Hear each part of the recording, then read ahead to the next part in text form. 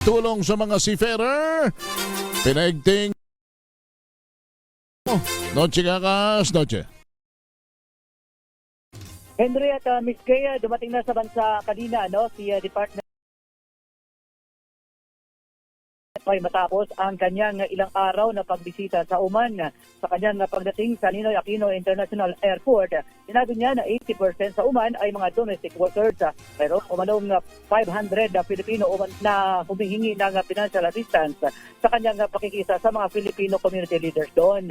Sinabi ni Kakdak, mga Filipino seafarers na may sakit sa barko sa Persian Gulf na pauuwiin at kung may Pilipino umanong finish contract sa barko, ay wag nang papalitan ng Pilipino para wala ng Pinoy sa Persian Gulf. Pinaigting rin ni Kakdak ang mga tulong sa mga gustong umuwi ng Pilipinas.